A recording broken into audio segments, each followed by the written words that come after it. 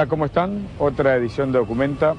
Hoy vas a ver un documental exclusivo que cuenta la vida de José López Rega, un personaje clave en la historia del peronismo. Para que tengas una idea, la relación de López Rega y Perón arrancó a mediados de la década del 50 de manera casual y luego con el correr de los años la influencia de López Rega sobre el general Perón fue tan pero tan profunda que al final se quedó con el propio peronismo, por lo menos alrededor de 2 años. Vos pensás que López Rega llega al entorno de Perón cuando Perón ya está exilado, cuando no tiene poder, cuando está triste, cuando está en soledad, y a partir de ahí construye una relación que termina de encumbrarlo como ministro de Bienestar Social. Y luego de ser ministro de Bienestar Social se convierte en una suerte de sombra poderosa de Isabel Martínez de Perón cuando el general ya había muerto. A partir de ese momento López Rega maneja a la Argentina en un puño y pone en marcha un servicio paralelo de informaciones y una fuerza paramilitar que se conoció como la AAA y que permitió a López Rega e Isabel tener tanto poder como muertes se sucedían en la Argentina precisamente en esa época. Entonces lo que vas a ver a continuación es un documental exclusivo que se llama López Rega, el brujo de Perón.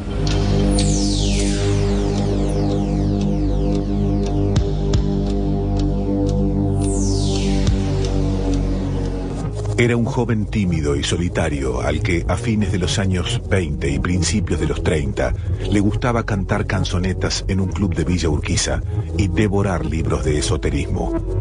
A falta de un mejor trabajo, ingresó a la Policía Federal en 1944. Un día, vistiendo su uniforme de cabo, se subió al estribo del auto que conducía al presidente Juan Domingo Perón y esperó la foto. A partir de allí, tejió una intrincada red de acuerdos, enigmas, venganzas y absurdos pases mágicos.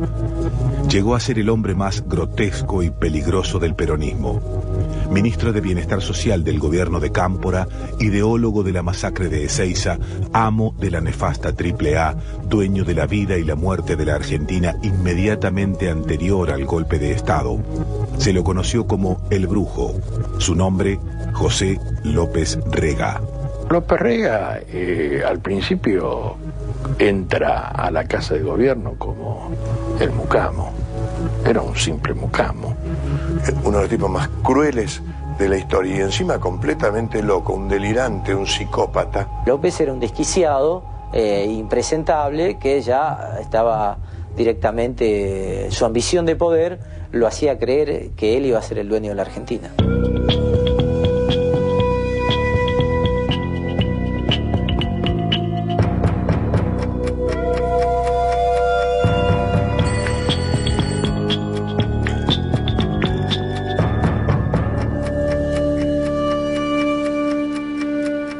Era 1945 y el país estaba a punto de cambiar para siempre. Un hombre, Juan Domingo Perón, entró en escena.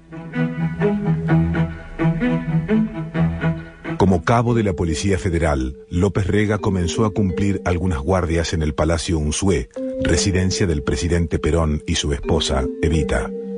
López Rega cuidaba de uniforme la puerta de Agüero 2502, donde entraba el público para presentar cartas, pedir algo, hacer cualquier tipo de solicitudes. Una vez se da la oportunidad de que López se sube al auto de custodia en un regreso de Perón de Chile porque faltaba personal, y esa foto, subido al Cadillac, López la mantuvo para siempre porque fue como su ascenso al peronismo. A partir de allí armó una serie de supuestas relaciones con Perón y no dudó en hacerlas públicas. Él hacía decir que Evita le quería pagar estudios en Italia para que actuara en La Scala. Eso por lo menos decía en el comedor de la policía, aunque no era muy creído lo que él comentaba. Pero lo que cuenta sí es que él, cuando Evita moría, él ofreció su sangre para que Evita pueda vivir y hizo toda una escena. Yo creo que López, una personalidad que con muchos agujeros, buscaba en Perón y Evita unos padres protectores. Era un enfermo. Estos enfermos por el poder y que carecen de lo que el poder lo convierte a una persona en poderoso o influyente. Era un advenedizo con disposición del oportunismo, del usufructo.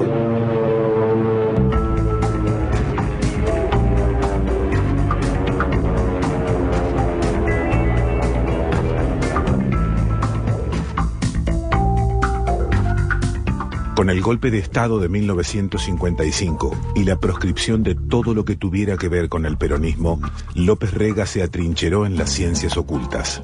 Elaboró cartas astrales, preparó pócimas y menjunjes, y con los años escribió los libros Conocimientos Espirituales y Astrología Esotérica. Tus libros son un horror, no puede conjugar un verbo, era un tipo mediocre. Es un enigma, para mí me parece que es un enigma. Mientras tanto, en el exilio, el general Perón conoció a María Estela Martínez, una bailarina argentina que había adoptado el nombre artístico de Isabel. Era diciembre de 1955. Fue una piba que trabajaba en un ballet. En una oportunidad nosotros pasábamos todas las noches por el Pasapoga, que era un cabaret en aquel tiempo de lujo en Venezuela. Estaba en una de las avenidas principales, Urdaneta, y había una foto grande donde ella estaba con el conjunto, con un taparrabo, una cosita. Había llegado integrando el ballet de Joe Harold, y él organizó ese ballet, porque tenían que llegar con las chicas, muchas de las cuales querían llegar a adentrarse dentro del hogar, vamos a decir, de la vivienda donde estuviera Perón. Perón decidió que Isabelita pasara a formar parte de su círculo íntimo. El 15 de noviembre de 1961 se casaron. Mientras tanto, en la Argentina, López Rega se jubilaba como sargento primero de la policía. A él no lo echaron por peronista ni nada por el estilo. Él se fue porque le convino irse. Y después siguió trabajando en unos talleres gráficos que hacían mucho trabajo para la logia Anael, cuyo presidente era el doctor Urien. Se ofrece como gestor, como empleado, para gestionar la admisión de trabajos gráficos. Le va bastante bien, porque con el discurso esotérico, el horóscopo y las cartas natales logra cautivar a las costureras de los libros que antes se hacían a mano. Y hasta que en un momento llega el juez Urien, que era muy reconocido, que también tenía una inclinación esotérica, pero con un enfoque político. Mi padre va a una reunión que se hace, yo no sé si no se hizo en suministros gráficos, y fue con Julio Trosler, y salieron espantados de esa reunión, porque eran barbaridades las que decían. El juez Urien es el primero que le habla a López Rega de la AAA. Urien dice que la liberación del mundo va a venir por 3 vértices magnéticos en Asia, África y América. En Asia es a través de China, en África es a través de Argelia y en América es a través de un triángulo que es San Pablo, Lima y Buenos Aires. Es el triángulo de la liberación. Entonces queda la historia de la AAA como una fuente de energía política que va a propender a la liberación del hombre en contra del comunismo y en contra también del capitalismo. Mientras tanto, con el justicialismo proscripto, el líder de la CGT, Augusto Timoteo Bandor, acumuló más y más poder. Militares, políticos, empresarios y gremialistas se encolumnaron detrás suyo. Gran dirigente, un tipo muy capaz, pero estaba en el neoperonismo, como están muchos ahora, y estuvieron todo el tiempo, de patearle un poco al general lo que era propio. En cuanto a que Bandor me confiaba sus dudas en su momento, después del Congreso de 1964, cuando se plantea, no abiertamente, pero una interpretación posible de un peronismo sin Perón. Bandor le empezaba a disputar espacios de poder.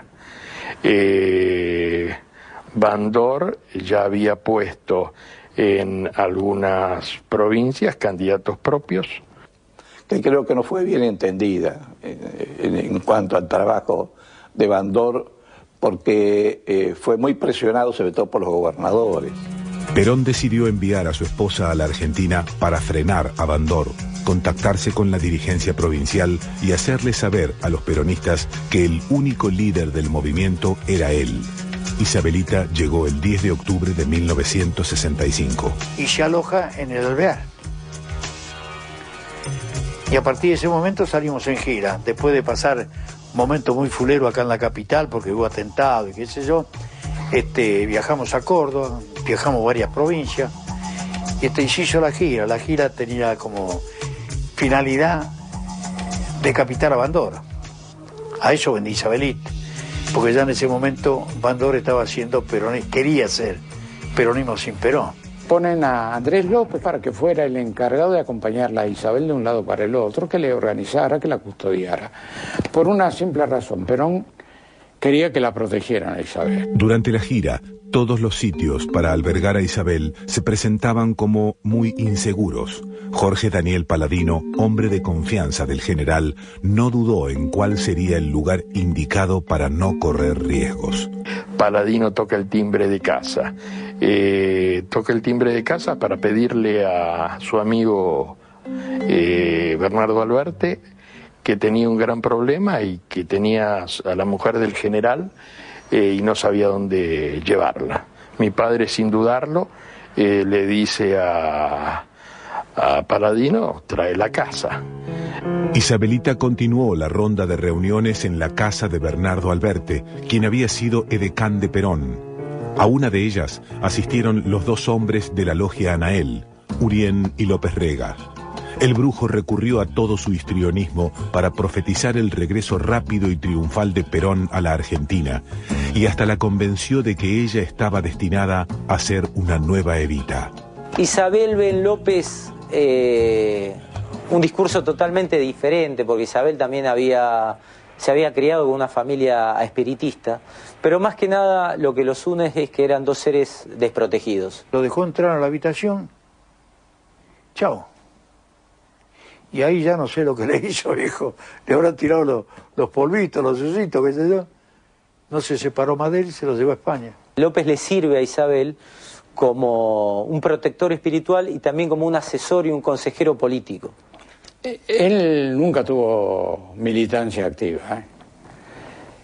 ¿Cómo la convenció Isabel? Era fácil convencerla a Isabel. Isabel tenía también, se había criado con un matrimonio correntino de José Cresto e Isabel Cresto, que tenían prácticas esotéricas. Entonces a ella le gustaba todo eso, le gustó, se le inculcaron. Y el brujo seguramente se la conquistó con eso, prometiéndole traerle la personalidad de Evita, como ella se suponía en su momento que podía tener.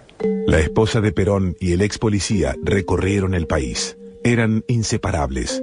Ella arengaba a los dirigentes provinciales. Cuando el 11 de julio de 1966 Isabelita debía volver a Madrid, López Rega ya era su secretario privado. Ambos emprendieron el vuelo hacia la mansión de Puerta de Hierro, donde esperaba Perón. Perón no lo quería recibir, no lo quería tener en la residencia. Estaba viviendo en una pensión, iba todos los días a la residencia. Fue tanta la insistencia de Isabelita que el general no tuvo más remedio que llevarlo. Y ahí fue donde empezó el drama. Bueno, Isabel consigue llevarlo como mayordomo. Primero era el mensajero, después el mayordomo. Formaron una dupla bastante fuerte ahí al lado de Perón, que Perón estuvo siempre condicionado, estuvo preso. El 28 de junio de 1966, en la Argentina, un nuevo golpe de Estado dio comienzo a la dictadura militar de Juan Carlos Onganía. Puerta de Hierro, donde vivía exiliado Perón, se convirtió en el centro de atención de los políticos, empresarios y gremialistas argentinos. El peregrinaje hasta el líder se transformó casi en una obligación. Todo el mundo que dudara o que no estén de acuerdo salían fascinados por Perón. López fue ganando espacios en la casa y luego es un secretario que filtra y maneja la agenda de Perón. Pero de alguna manera decía que era un doble uso, porque a la gente que Perón no quería atender, López no le daba lugar en la agenda, y después Perón decía que eran cosas de Lópezito. Hablábamos con Perón y López Rega cada rato se asomaba y Perón decía, si te necesitas algo, dice, yo lo llamo. Dice, no, cada rato abrió la puerta, metía la cabeza. Una cosa realmente infeliz en presencia de Perón. En España, López Rega conocía cada vez a más gente, y gente demasiado poderosa. Por ejemplo, Licio Gelli, el jefe de la logia Propaganda Due. Gelli es el que le vende a Estados Unidos que Perón es el hombre necesario para frenar al comunismo en la Argentina. Gelli se da cuenta que la entrada para acceder a Perón es López Rega, y López ve en Gelli a un dios, le ve la cara al dios verdadero, porque dice, este estudió esoterismo y ahora tiene un poder sobre empresarios, traficantes de armas, sobre todo el Estado italiano, y López había muerto de hambre con su esoterismo. Entonces lo que hace Gelli es contactar a López y armar como una plataforma de influencia. Por eso son los viajes que hace Perón a Italia. Hotel Excelsior en plena vía Véneto de la ciudad de Roma, y llega Juan Domingo Perón a su alojamiento ante la natural inquietud de todos los periodistas que nos encontramos aquí. Son las 7 de la noche el sábado en Roma. Se incorpora directamente el general Perón al hotel. El 3 de septiembre de 1971, casi 20 años después de la muerte de Evita, el entonces presidente de facto Alejandro Agustín Lanusse le devolvió a Perón el cadáver de su exmujer. Una vez que el cuerpo llegó a Puerta de Hierro, López Rega se puso a trabajar. Que cuando el general Perón recupera el cadáver de Evita, en las noches extendía su cadáver en una mesa extensa, y su cuerpo, y Isabel del otro lado, al extremo, casi tocando la cabeza con Evita, y López Rega haciendo los pases mágicos con su mano.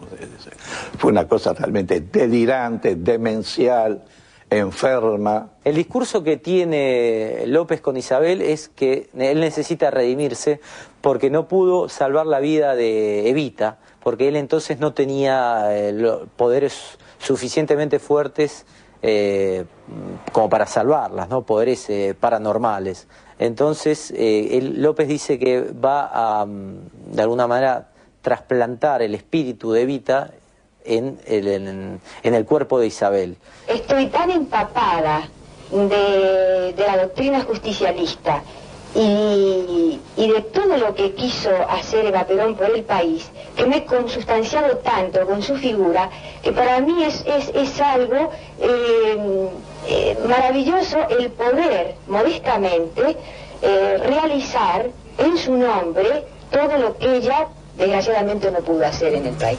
A fines de 1971, Isabel y López Rega regresaban a la Argentina. Dentro del justicialismo, la derecha y la izquierda disputaban la supremacía.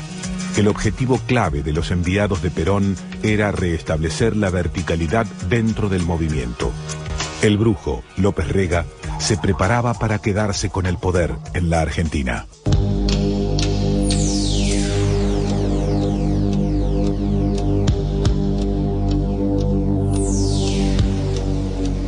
Está terminando este primer bloque del documental exclusivo que ponemos al aire, López Rega, brujo de Perón.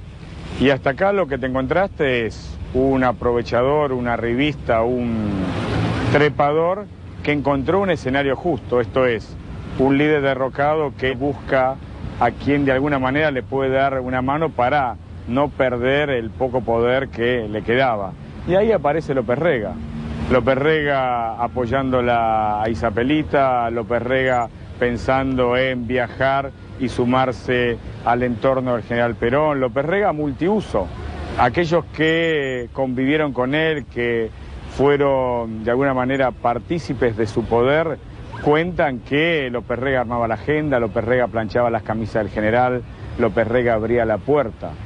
En ese contexto hay que entender cómo López Rega, a medida que pasa el tiempo y el general se va volviendo cada vez más viejo y que aún sigue pesando sobre él la voluntad de ejercer el poder, López Rega va acumulando mucho y mucho más poder. Precisamente de eso vamos a hablar cuando termine la tanda y arranque el segundo bloque, este documental exclusivo López Rega, el brujo de Perón.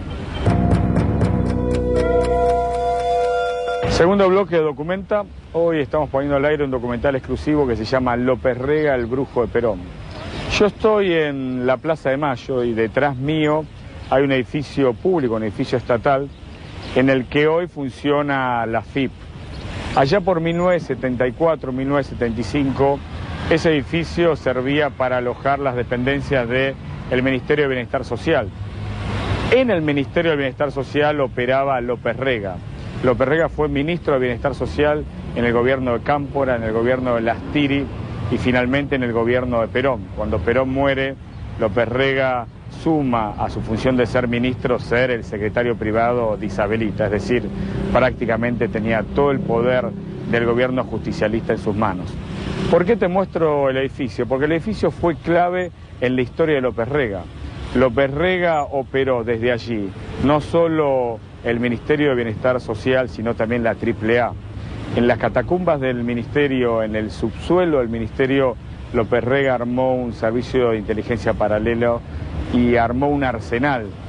Tomaba las armas a la noche, las ponía con sus grupos de patotas arriba de Forfalcon sin patentes y salían a asolar las calles de Buenos Aires, a asesinar, a secuestrar, a torturar. Por eso quise mostrarte el edificio, porque en definitiva es clave en la historia de López Rega, es clave en el documental que estamos mostrando. Entonces, a continuación, segundo bloque de este documental exclusivo López Rega, el brujo de Perón.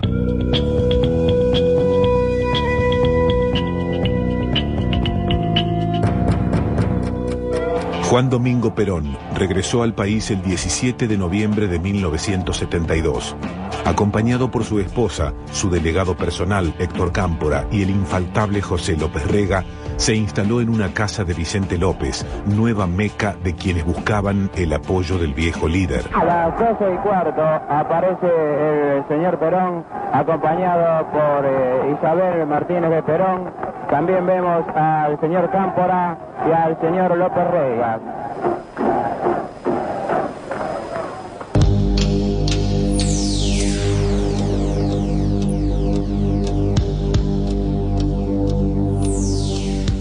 Raúl Portal recuerda una anécdota que comenzó en 1970, cuando le obsequiaron el libro de López Rega y que todavía le llama la atención sobre esa fecha del regreso.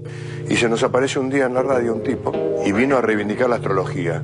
No, mirá, yo te quiero decir, yo te traigo esto, te lo manda José López Rega y me da esto. Le digo, vamos a hacer una cosa con la astrología. Poneme la fecha que vuelve Perón, que era el boom de ese momento, la vuelta de Perón. Anotame la fecha que vuelve Perón y después hablamos. Y yo creo en la astrología, si es. Me la anota en un papel, lo guardo, lo llevo a mi archivo donde guardo todas las predicciones, esperando después para mostrar cómo no se cumplen. Vuelve Perón a la Argentina con la famosa foto de Rucci con el paraguas, y yo estaba cubriendo Radio Mitre. Y me dice mi socio Miguel, me dice, ¿sabés qué me parece que es la fecha que puso el Colifa?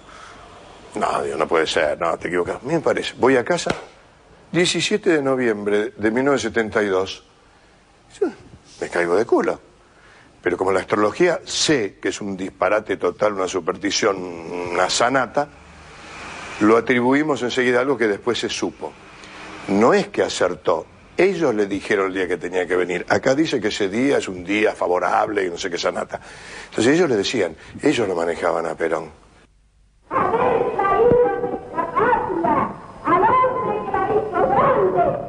Perón permaneció en el país casi un mes, siempre rodeado por Isabel y López Rega, que no lo abandonaban en ningún momento.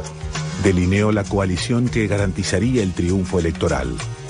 El 13 de diciembre de 1972, Un día antes de su partida, le confió al secretario general del partido, Juan Manuel Abal Medina, quién debía ser el candidato a presidente.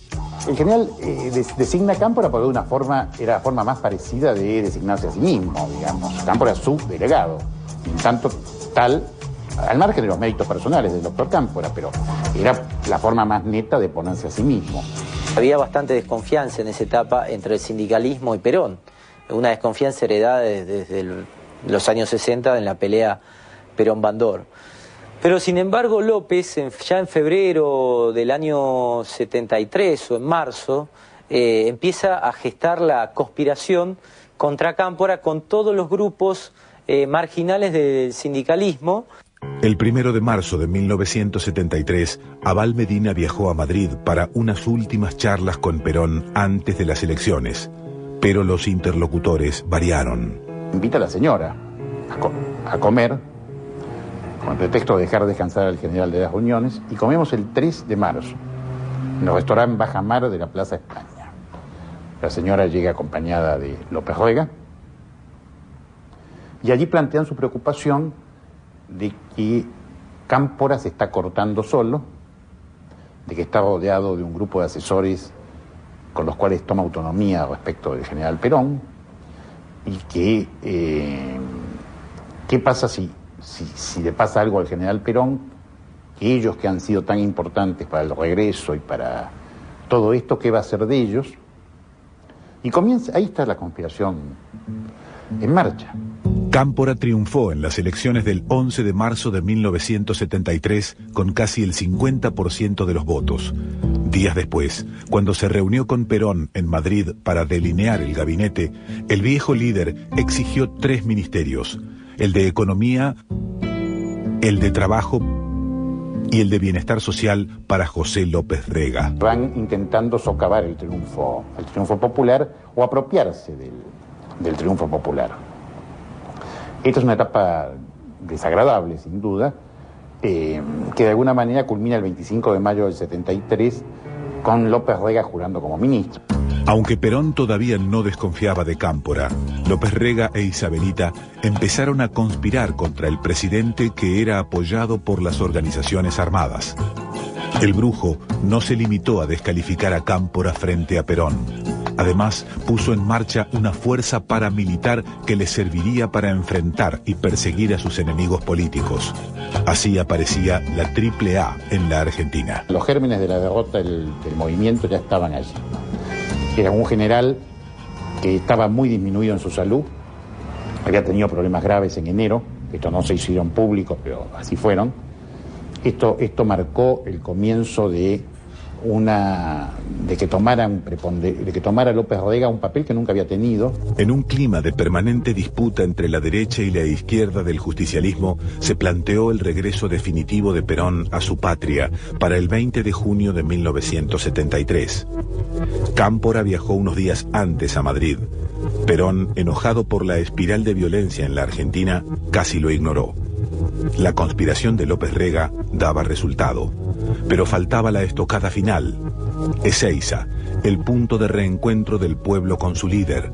A cargo del operativo de seguridad se colocó a un hombre cercano al brujo y oficial de la AAA. Está previsto que se mantenga despejado el acceso a la ruta 205 que se comunica con el aeropuerto.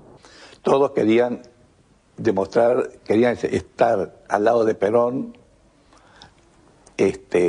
como demostrando que ellos habían hecho posible la vuelta de Perón al país. El 20 de junio fue un día evidentemente nefasto, donde se montó una gran provocación. De hecho, los sectores sindicales querían recuperar el protagonismo que habían perdido durante la campaña electoral y querían hacer una enorme movilización. Sobre eso se montan grupos de la ultraderecha que querían provocar a la izquierda y provocar que se hacen cargo del palco. Esos son gente vinculada con los servicios de inteligencia que convoca Osinde. Osinde me busca a mí, por mis antecedentes nacionalistas, a tratar de convencerme de que participe de estos hechos y de que limpiemos el movimiento de zurdos. Es lo que me dice Osinde. Digo que está loco, que van a llevar al país, que le está haciendo caso a un loco, que es López Rega. La masacre de Ezeiza no dejó lugar a dudas en cuanto a los responsables de la violencia: Osinde y el ministro López Rega.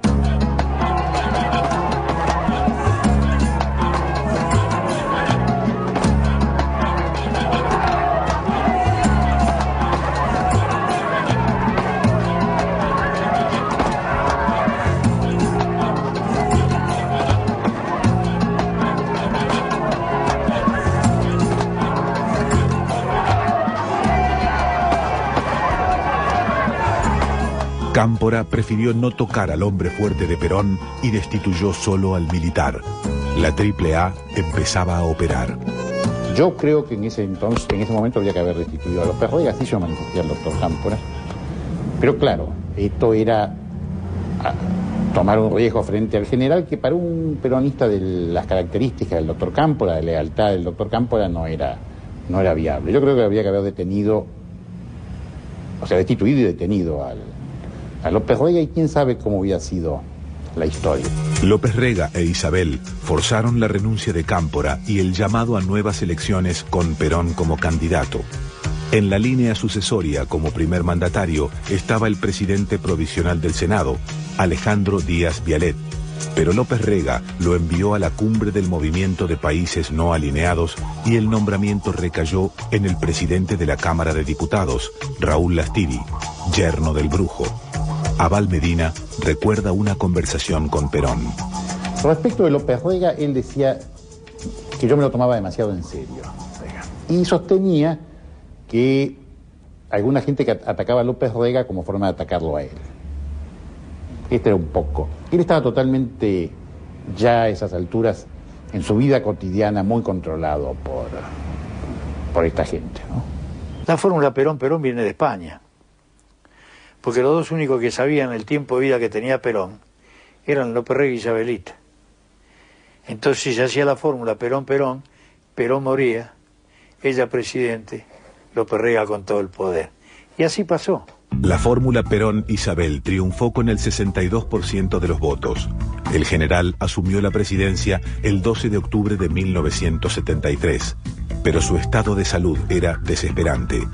López Rega, que continuaba al frente del Ministerio de Bienestar Social, comenzaba a ser el verdadero conductor del país. Perón estaba solo en su habitación con la mucama.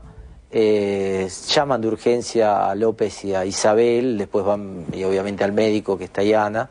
Tayana intenta revivirlo por las cuestiones clínicas, y luego López intenta hacerlo revivir moviéndole los pies y los tobillos, gritándole: faraón, no te vayas. Finalmente, después de Perón ya estaba muerto, obviamente, dice: bueno, no pude lograr que el faraón permanezca en la tierra.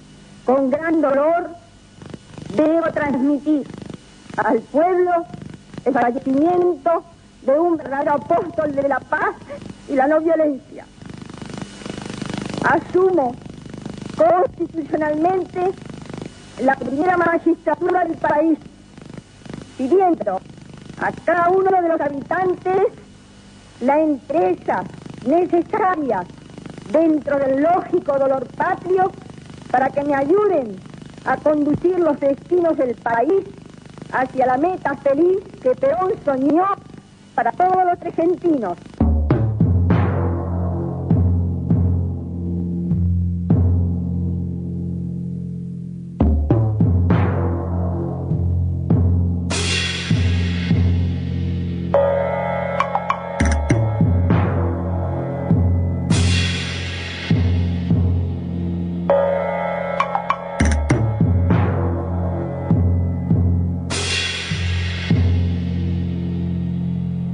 El cajón con Perón muerto, y alrededor estaban Isabel, Lastiri, Lorenzo Miguel y López Rega. Y en vez de ser una actitud, antes que entre la gente, se está preparando todo. Las palabras no las sé porque tampoco me acerqué a escuchar, pero ahí lo vi al Brujo, a Lópezito, dando instrucciones, y vos esto con lo otro, vos te acordás de esto, como si los tipos se repartieran una herencia o heredaran una empresa. El gobierno continúa y continuará en las manos de Perón a través de Isabel de Perón. Cuando Isabel asumió la presidencia, López Rega llegó oficialmente al poder. De día, gobernaba con Isabelita. De noche, ejercía el terror con la AAA. López Rega era el verdadero dueño del gobierno a partir, sobre todo, de la muerte de Perón. Entonces, él estaba por detrás, Isabel era la presidenta formal, pero manejaba el resto y decidía el resto. Isabel estaba dominada por López Rega en ese momento. Porque lógicamente Isabel quiso hacer las cosas bien, o sea, quiso proyectarse, pero no tenía la capacidad de estadista. Se hace la primera reunión de gabinete. Y en esa reunión López Rega, con un puntero, va señalando fotos que van apareciendo en diapositivas, personas que, según él, son de pueden traer gran intranquilidad, gran inseguridad a la nación. La violencia era cotidiana. Yo recuerdo que había un chiste, decir, che, son las 3, dentro de 10 minutos estalla la bomba de las 3. Y Lentamente, profundamente, esta onda que me ofrece, y trataré de que me salga al cuello. Ser nada más que un amigo de mi del pueblo.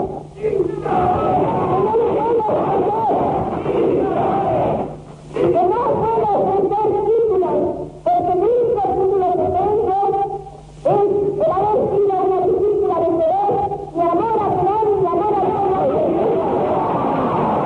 La Argentina se fue desbarrancando al compás de los desatinos de Isabelita y la violencia impuesta por López Rega. Tal era su impunidad que desde la revista El Caudillo, que él financiaba, hacían propaganda de las acciones de la AAA. En estos momentos el ministro de Bienestar Social firma el correspondiente convenio ante la presencia de todos los gobernadores de 7 provincias que, como hemos dicho, se van a beneficiar con un amplio plan agrícola industrial que alcanza una suma superior a los 21.000 millones de pesos. Cuando los elogios llegan hasta un hombre de lucha, el hombre pierde ese coraje de que usted habla, señor Juárez, y se convierte en un sentimental que se emociona. Estamos tan acostumbrados a las aristas que las curvas también nos duelen. López Rega tuvo 2 grandes traspiés en 1975. Puso al frente del Ministerio de Economía a un hombre suyo, Celestino Rodrigo, y pensó que podía enfrentar a la alianza entre el almirante Emilio Macera y el sindicalista Lorenzo Miguel. En el primer semestre de 1975, entre Lorenzo Miguel y Macera buscan acercarse a Isabel Perón y López trata de refugiarse en ella cada vez más. Abandonado por el poder sindical que en algún momento lo sostuvo, y yo tengo la impresión que también hackeado por el poder militar, se ve obligado a irse del país. Lo que pasa es que quiere hacer que su salida sea elegante, tanto él como la Presidente, entonces creo que buscan como un tubo de plástico, que él se va con ese tubo en la mano y dice: yo soy embajador plenipotenciario y demás. Luego del golpe de Estado de 1976, López Rega quedó como prófugo de la justicia argentina. López tiene 2 causas, o 4 causas, pero 2 son las más importantes. Una es la de cruzada de solidaridad por entrega de cheques, defraudación al Estado, y la otra es de la AAA. Durante todo el proceso, la que avanza es la de defraudación al Estado. La causa de la AAA no avanza. ¿Por qué? Porque ahí también eran partícipes las Fuerzas Armadas, sectores del sindicalismo, de la policía. La dictadura cursó la orden de detención a Interpol, pero el brujo se fue a vivir a Suiza. Bajo el nombre falso de Ramón Ignacio Cisneros, viajó por los Estados Unidos. Decidió comprar una propiedad en Miami y otra en la isla de Bahamas. A esta última se trasladó en 1982. Por esos azares de nuestra profesión, a nosotros, a mí me llega una copia de la cuenta telefónica de la casa de Miami de López Rega. Con esa cuenta telefónica se encontró un nuevo rastro para llegar al brujo. Pero había muchos llamados a un edificio que estaba en un lugar que se llama Lucayan, una cosa así. Entonces tomé un avión muy chiquitito, llegué como a las 7 de la mañana, busqué el departamento y entré, había un portero y le pregunté si estaba don José. Y el hombre me dijo, don José no está, ¿en qué puedo ayudarlo? Y yo pensé, ya me ayudaste, ya está, terminaste con una búsqueda que de haberla encarada con seriedad cualquier organismo estatal hubiera podido llegar, ¿no? El 13 de marzo de 1986, sabiendo que ya no podría huir, López Rega se entregó a las autoridades de Estados Unidos y comenzó así el juicio para extraditarlo. Y allí estaba López Rega personalmente en ese juicio, que ese fue mi primer impacto, el contraste, porque claro, uno venía con la imagen del poderoso López Rega, de aquel que estaba en los balcones de atrás, del que manejaba los hilos, de ese monje negro, en definitiva, que fue durante la década del 70 López Rega. Y la verdad que verlo ingresar esposado, esmirriado, hasta casi encorvado, diríamos, una persona que no mostraba signos de poder. Finalmente la justicia de los Estados Unidos otorgó la extradición de López Rega a la Argentina. El brujo llegó el 4 de julio de 1986. Fue detenido y se reabrieron las causas contra él. Él se atribuía haber puesto a Perón en la tercera presidencia, de haber puesto a Cámpora, previo por supuesto a Perón, de haber puesto a Isabelita, que finalmente terminó presidenta frente a la muerte de Perón, y en el interregno también a Lastiri, que creo que era su yerno. Bueno, o sea que él se consideraba como un hombre que había decidido los destinos y lo veía bien, lo reivindicaba. Entonces casi que ponía ese contraste, me acusan de esto y yo que he puesto tantos presidentes para la Argentina, ¿no? Por supuesto negó todo. Yo recuerdo, algunas cosas que dijo. Él dijo que se había enterado de la AAA por los diarios. El 9 de junio de 1989, antes de ser condenado por sus crímenes, López Rega murió en la capital federal.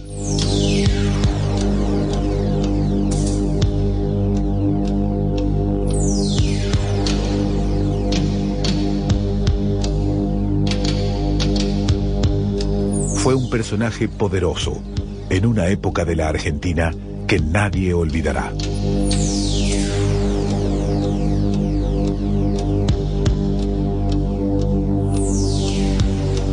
Estamos terminando esta edición de Documenta, hoy referida a la vida de José López Rega, el brujo de Perón. Como siempre hacemos al finalizar cada programa, yo presento, por lo menos desde mi perspectiva, una serie de conclusiones. La primera para mí es básica. Durante años se planteó de que Perón estaba entornado, que esa situación política provocada fundamentalmente por López Rega obligó al general a refugiarse en sus recuerdos, en su soledad, y que en definitiva el poder estaba en manos del brujo. Luego de haber analizado muchísimos documentos históricos, de haber escuchado muchísimos relatos orales, la conclusión es que en rigor López Rega no hubiera hecho nada sin el consentimiento de Perón. Que en definitiva Perón y López Rega eran la misma cosa. Perón ordenaba y López Rega ejecutaba. Ahora la pregunta a partir de esta primera conclusión es: ¿qué pasó en la Argentina después de la muerte de Perón? ¿Qué es lo que hizo López Rega? Y allí encontramos en que López Rega vuelve a refugiarse en otro poder para seguir haciendo lo que hizo con Perón. Esto es, profundizar el avance de la AAA, censurar a Argentina, hacer listas negras, enviar al exilio a cientos de intelectuales, profesionales, artistas, escritores, periodistas. ¿Qué es lo que hizo López Rega? Se respaldó en las Fuerzas Armadas y en la Embajada de Estados Unidos. Con ese poder, López Rega siguió ejecutando un plan maestro que en definitiva había diseñado con Perón en España antes de que Perón asumiera el poder tras la caída de Cámpora y el paso de Lastiri.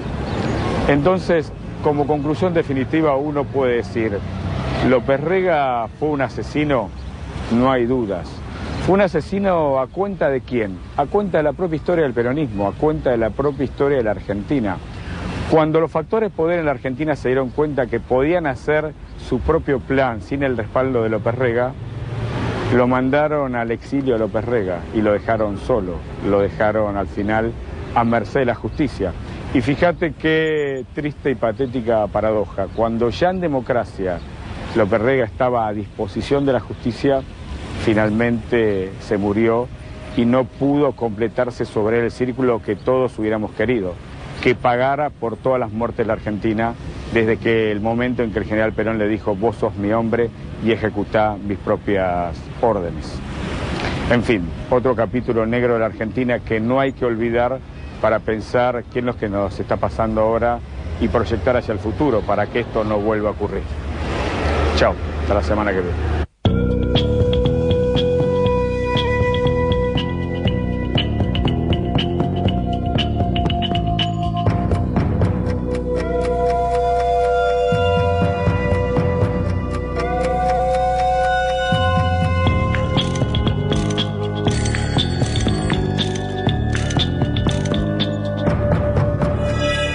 Desprotegidos. Lo dejó entrar a la habitación, chao. Y ahí ya no sé lo que le hizo, viejo. Le habrán tirado los polvitos, los sucitos, qué sé yo. No se separó más de él y se lo llevó a España. López le sirve a Isabel como un protector espiritual y también como un asesor y un consejero político. Él nunca tuvo militancia activa. ¿Cómo la convenció Isabel? Era fácil convencerla a Isabel. Isabel tenía también, se había criado con un matrimonio correntino de José Cresto e Isabel Cresto, que tenían prácticas esotéricas. Entonces a ella le gustaba todo eso, le gustó, se le inculcaron. Y el brujo seguramente se la conquistó con eso, prometiéndole traerle la personalidad de Evita, como ella se suponía en su momento que podía tener. La esposa de Perón y el ex policía recorrieron el país. Eran inseparables. Ella arengaba a los dirigentes provinciales. Cuando el 11 de julio de 1966 Isabelita debía volver a Madrid, López Rega ya era su secretario privado. Ambos emprendieron el vuelo hacia la mansión de Puerta de Hierro, donde esperaba Perón. Pero no lo quería recibir, no lo quería tener en la residencia. Estaba viviendo en una pensión, iba todos los días a la residencia. Fue tanta la insistencia de Isabelita que el general no tuvo más remedio que llevarlo. Y ahí fue donde empezó el drama. Bueno, Isabel consigue llevarlo como mayordomo. Primero era el mensajero, después el mayordomo. Formaron una dupla bastante fuerte ahí al lado de Perón, que Perón estuvo siempre condicionado, estuvo preso. El 28 de junio de 1966, en la Argentina, un nuevo golpe de Estado dio comienzo a la dictadura militar de Juan Carlos Onganía. Puerta de Hierro, donde vivía exiliado Perón, se convirtió en el centro de atención de los políticos, empresarios y gremialistas argentinos. El peregrinaje hasta el líder se transformó casi en una obligación. Todo el mundo que dudara o que no esté de acuerdo salían fascinados por Perón. López fue ganando espacios en la casa y luego es un secretario que filtra y maneja la agenda de Perón. Pero de alguna manera decía que era un doble uso porque a la gente que Perón no quería atender, López no le daba lugar en la agenda. Y después Perón decía que eran cosas de Lópezito. Hablábamos con Perón y López Rega cada rato se asomaba y Perón decía, si te necesitamos algo, dice, yo lo llamo. Dice, no, cada rato abrió la puerta, metía la cabeza. Una cosa realmente infeliz en presencia de Perón. En España, López Rega conocía cada vez a más gente, y gente demasiado poderosa. Por ejemplo, Licio Gelli, el jefe de la logia Propaganda Due. Gelli es el que le vende a Estados Unidos que Perón es el hombre necesario para frenar al comunismo en la Argentina. Gelli se da cuenta que la entrada para acceder a Perón es López Rega, y López ve en Gelli a un dios, le ve la cara al dios verdadero, porque dice, este estudió esoterismo y ahora tiene un poder sobre empresarios, traficantes de armas, sobre todo el Estado italiano, y López había muerto de hambre con su esoterismo. Entonces lo que hace Gelli es contactar a López y armar como una plataforma de influencia. Por eso son los viajes que hace Perón a Italia. Hotel Excelsior en plena vía Véneto de la ciudad de Roma, y llega Juan Domingo Perón a su alojamiento ante la natural inquietud de todos los periodistas que nos encontramos aquí. Son las 7 de la noche el sábado en Roma.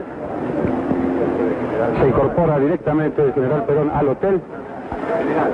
Mira algo, hacer cualquier tipo de solicitudes. Una vez se da la oportunidad de que López se sube al auto de custodia en un regreso de Perón de Chile porque faltaba personal, y esa foto, subido al Cadillac, López la mantuvo para siempre porque fue como su ascenso al peronismo. A partir de allí armó una serie de supuestas relaciones con Perón y no dudó en hacerlas públicas. Él hacía decir que López, que Evita le quería pagar estudios en Italia para que actuara en La Scala. Eso por lo menos decía en el comedor de la policía, aunque no era muy creído lo que él comentaba. Pero lo que cuenta sí es que él, cuando Evita moría, él ofreció su sangre para que Evita pueda vivir y hizo toda una escena. Yo creo que López, una personalidad que con muchos agujeros, buscaba en Perón y Evita unos padres protectores. Era un enfermo. Estos enfermos por el poder y que carecen de lo que el poder lo convierte a una persona en poderoso o influyente. Era un advenedizo con disposición del oportunismo, del usufructo.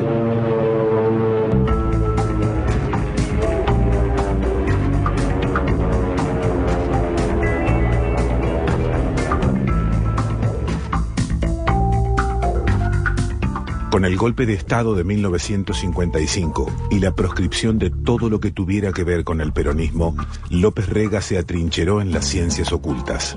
Elaboró cartas astrales, preparó pócimas y menjunjes, y con los años escribió los libros Conocimientos Espirituales y Astrología Esotérica. Sus libros son un horror, no puede conjugar un verbo, era un tipo mediocre. Es un enigma, para mí me parece que es un enigma. Mientras tanto, en el exilio, el general Perón conoció a María Estela Martínez, una bailarina argentina que había adoptado el nombre artístico de Isabel. Era diciembre de 1955. Fue una piba que trabajaba en un ballet. En una oportunidad nosotros pasábamos todas las noches por el Pasapoga, que era un cabaret en aquel tiempo de lujo en Venezuela. Estaba en una de las avenidas principales, Urdaneta, y había una foto grande donde ella estaba con el conjunto, con un taparrabo, una cosita. Había llegado integrando el ballet de Joe Harold, y él organizó eso, ese ballet, porque tenían que llegar con las chicas, muchas de las cuales querían llegar a adentrarse dentro del hogar, vamos a decir, de la vivienda donde estuviera Perón. Perón decidió que Isabelita pasara a formar parte de su círculo íntimo. El 15 de noviembre de 1961 se casaron. Mientras tanto, en la Argentina, López Rega se jubilaba como sargento primero de la policía. A él no lo echaron por peronista ni nada por el estilo. Él se fue porque le convino irse. Y después siguió trabajando en unos talleres gráficos que hacían mucho trabajo para la logia Anael, cuyo presidente era el doctor Urien. Se ofrece como gestor, como empleado, para gestionar la admisión de trabajos gráficos. Le va bastante bien, porque con el discurso esotérico, el horóscopo y las cartas natales logra cautivar a las costureras de los libros que antes se hacían a mano. Y hasta que en un momento llega el juez Urien, que era muy reconocido, que también tenía una inclinación esotérica, pero con un enfoque político. Mi padre va a una reunión que se hace yo no sé si no se hizo en suministros gráficos. Y fue con Julio Trosler.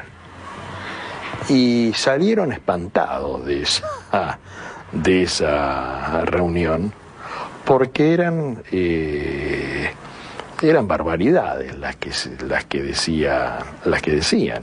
El juez Urien es el primero quien le habla a López Rega de la AAA. Urien dice que la liberación del mundo va a venir por 3 vértices magnéticos en Asia, África y América. En Asia es a través de China, en África es a través de Argelia y en América es a través de un triángulo que es San Pablo, Lima y Buenos Aires. Es el triángulo de la liberación. Entonces queda la historia de la AAA como una fuente de energía política que va a propender a la liberación del hombre en contra del comunismo y en contra también del capitalismo. Mientras tanto, con el justicialismo proscripto, el líder de la CGT, Augusto Timoteo Bandor, acumuló más y más poder. Militares, políticos, empresarios y gremialistas se encolumnaron detrás suyo. Gran dirigente, un tipo muy capaz, pero estaba en el neoperonismo, como están muchos ahora y estuvieron todo el tiempo, de patearle un poco al general lo que era propio. En cuanto a que Bandor me confiaba sus dudas en su momento, después del Congreso de 1964, cuando se plantea, no abiertamente, pero una interpretación posible de un peronismo sin Perón. Bandor le empezaba a disputar espacios de poder. Bandor ya había puesto en algunas provincias candidatos propios. Que creo que no fue bien entendida en cuanto al trabajo de Bandor, porque fue muy presionado sobre todo por los gobernadores. Perón decidió enviar a su esposa a la Argentina para frenar a Bandor, contactarse con la dirigencia provincial y hacerle saber a los peronistas que el único líder del movimiento era él. Isabelita llegó el 10 de octubre de 1965. Y se aloja en el Alvear. Y a partir de ese momento salimos en gira, después de pasar un momento muy fulero acá en la capital, porque hubo atentado y qué sé yo. Viajamos a Córdoba, viajamos varias provincias, y se hizo la gira. La gira tenía como finalidad decapitar a Bandor. A eso vendí Isabelita, porque ya en ese momento Bandor estaba haciendo peronismo, quería ser peronismo sin Perón. Ponen a Andrés López para que fuera el encargado de acompañarla a Isabel de un lado para el otro, que le organizara, que la custodiara. Por una simple razón, Perón quería que la protegieran a Isabel. Durante la gira, todos los sitios para albergar a Isabel se presentaban como muy inseguros. Jorge Daniel Paladino, hombre de confianza del general, no dudó en cuál sería el lugar indicado para no correr riesgos. Paladino toca el timbre de casa. Toca el timbre de casa para pedirle a su amigo Bernardo Alverte, que tenía un gran problema y que tenía a la mujer del general y no sabía dónde llevarla. Mi padre, sin dudarlo, le dice a Paladino, trae la casa. Isabelita continuó la ronda de reuniones en la casa de Bernardo Alverte, quien había sido edecán de Perón. A una de ellas asistieron los 2 hombres de la logia Anael, Urien y López Rega. El brujo recurrió a todo su histrionismo para profetizar el regreso rápido y triunfal de Perón a la Argentina, y hasta la convenció de que ella estaba destinada a ser una nueva Evita. Isabel ve en López un discurso totalmente diferente, porque Isabel también se había criado con una familia espiritista, pero más que nada lo que los une es que eran 2 seres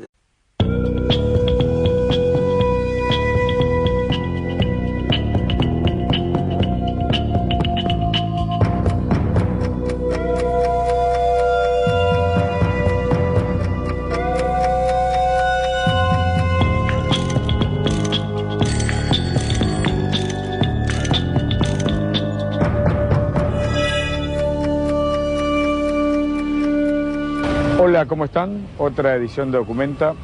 Hoy vas a ver un documental exclusivo que cuenta la vida de José López Rega, un personaje clave en la historia del peronismo. Para que tengas una idea, la relación de López Rega y Perón arrancó a mediados de la década del 50 de manera casual y luego con el correr de los años la influencia de López Rega sobre el general Perón fue tan pero tan profunda que al final se quedó con el propio peronismo, por lo menos alrededor de 2 años. Vos pensás que López Rega llega al entorno de Perón cuando Perón ya está exilado, cuando no tiene poder, cuando está triste, cuando está en soledad, y a partir de ahí construye una relación que termina de encumbrarlo como ministro de Bienestar Social. Y luego de ser ministro de Bienestar Social se convierte en una suerte de sombra poderosa de Isabel Martínez de Perón cuando el general ya había muerto. A partir de ese momento López Rega maneja a la Argentina en un puño y pone en marcha un servicio paralelo de informaciones y una fuerza paramilitar que se conoció como la AAA y que permitió a López Rega e Isabel tener tanto poder como muertes se sucedían en la Argentina precisamente en esa época. Entonces lo que vas a ver a continuación es un documental exclusivo que se llama López Rega, el brujo de Perón.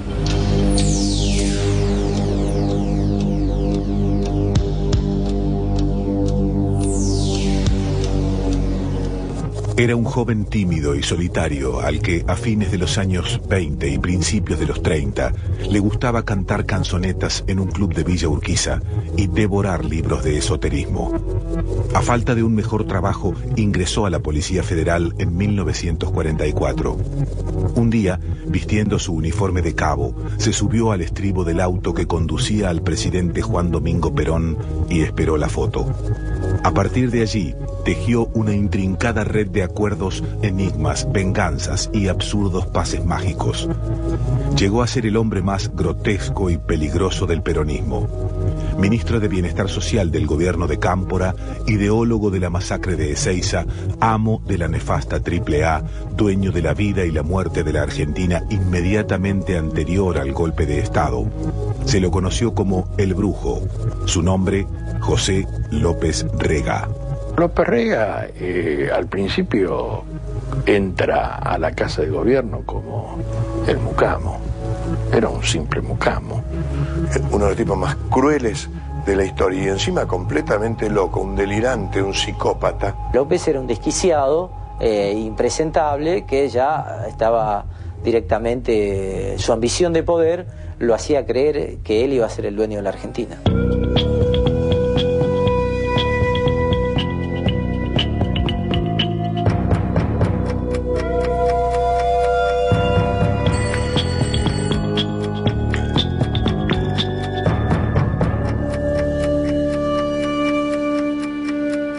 Era 1945 y el país estaba a punto de cambiar para siempre. Un hombre, Juan Domingo Perón, entró en escena. Como cabo de la Policía Federal, López Rega comenzó a cumplir algunas guardias en el Palacio Unzué, residencia del presidente Perón y su esposa, Evita. López Rega cuidaba de uniforme la puerta de Agüero 2502, donde entraba el público para presentar cartas, pedir... El 3 de septiembre de 1971, casi 20 años después de la muerte de Evita, el entonces presidente de facto Alejandro Agustín Lanusse le devolvió a Perón el cadáver de su exmujer. Una vez que el cuerpo llegó a Puerta de Hierro, López Rega se puso a trabajar. Que cuando el general Perón recupera el cadáver de Evita, en las noches extendía su cadáver en una mesa extensa y su cuerpo y Isabel del otro lado, del extremo, casi tocando la cabeza con Evita y López Rega haciendo los pases mágicos con su mano. Fue una cosa realmente delirante, demencial, enferma. El discurso que tiene López con Isabel es que él necesita redimirse porque no pudo salvar la vida de Evita, porque él entonces no tenía poderes suficientemente fuertes como para salvarlas, ¿no? Poderes paranormales. Entonces, López dice que va a, de alguna manera, trasplantar el espíritu de Evita en el cuerpo de Isabel. Estoy tan empapada de la doctrina justicialista y de todo lo que quiso hacer Eva Perón por el país, que me he consustanciado tanto con su figura, que para mí es algo maravilloso el poder, modestamente, realizar en su nombre todo lo que ella desgraciadamente no pudo hacer en el país. A fines de 1971, Isabel y López Rega regresaban a la Argentina. Dentro del justicialismo, la derecha y la izquierda disputaban la supremacía. El objetivo clave de los enviados de Perón era restablecer la verticalidad dentro del movimiento. El brujo, López Rega, se preparaba para quedarse con el poder en la Argentina.